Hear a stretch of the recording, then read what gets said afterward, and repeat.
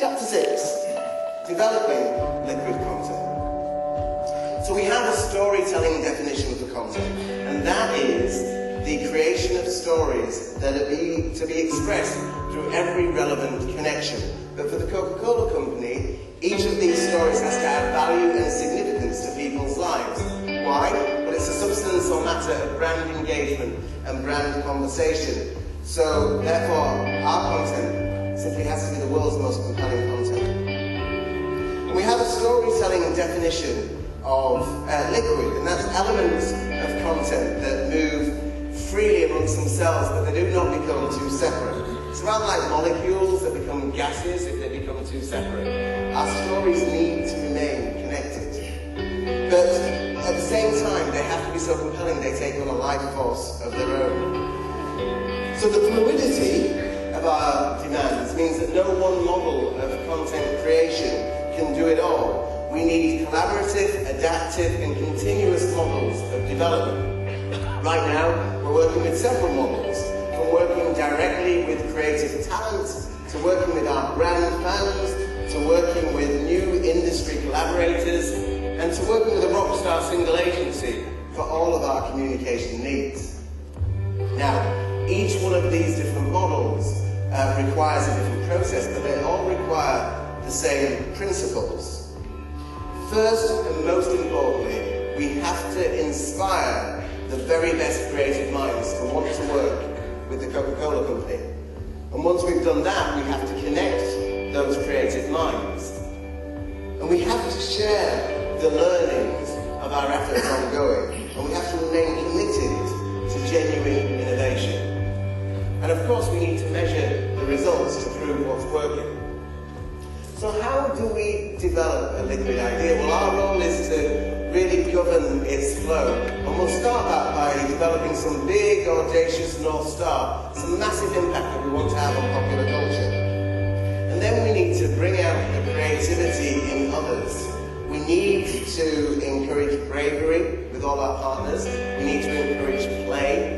We need to ensure clarity of our thinking. And we need to really embrace risk and all that that entails. In short, we have an ambition to make the Coca-Cola company the bed of creative innovation in the world today. We also know that world-class creativity needs tension in order to make the ideas thrive. So we all have to get better at using conflict constructively. We know that conflict can be a brilliant enabler of outstanding creativity. So chapter 7, how do we apply the 70-20-10 investment principle that we have on media to liquid content? Well, if you take a look at 70% of the content, this is low-risk content. This is the stuff that pays the rent. It's our bread and butter content. And we should know how to do this fairly quickly. So perhaps it takes less time, perhaps just 50% of the time. And that means that we can spend more time on the 20%. 20% is where we innovate off what we know works well. It'll probably have deeper roots and deeper meaning to a tighter group of people. But with the Coca-Cola company, it means it still has to have broad scale. And then we have 10% content. These are the brand new ideas. This is high risk. This might be tomorrow's 20% or tomorrow's 70%. We need to declare the learning of this content in the upfront, and we need to celebrate both failure and success. So if you take a look at canline.com, you can take a look at the entire Panta campaign, and you could argue that the TV, the shopper, the out-of-home is in the 70%, the wonderful mime spoof from Brazil is in the 20%, and the interactive Big Bounce campaign is in the 10%.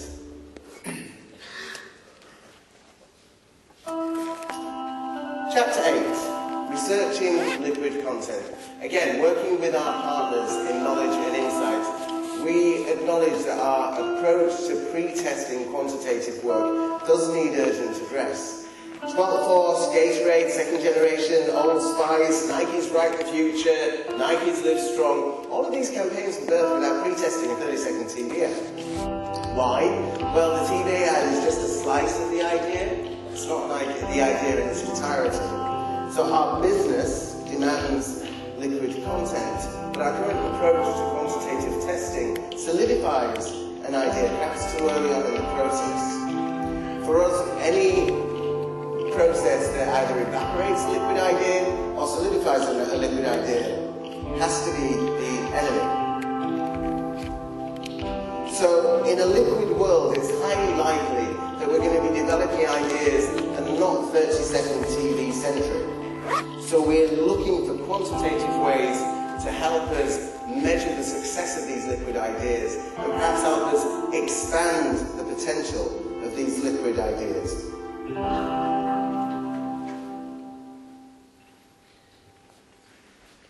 Chapter 9.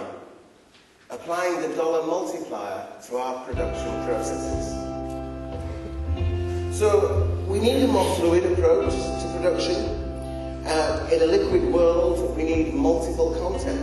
Basically, we need a lot more stuff without a lot more dollars. So we need to plan for this in the upfront. And we've developed this principle called the dollar multiplier, which builds our confidence that our production dollars will earn more value now than ever before. That said, we still need to remain flexible so we can respond to conversations in the marketplace. In a liquid world, we need 10-pole and 10-peg productions because both are vital in holding up any one of our brand stories. So we really need to lean into different models of content production. And you'll probably find the Coca-Cola company investing most of our dollars directly with the production industry. And remember, we need to iterate our production needs. We can't just replicate our production content.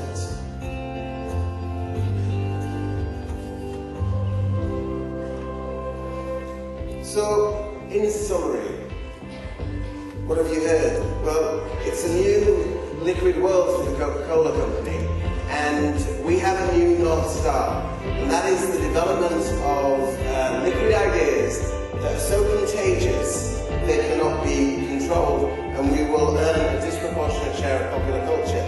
And in so doing, we're confident of our part in helping the company reach its Vision 2020 objectives.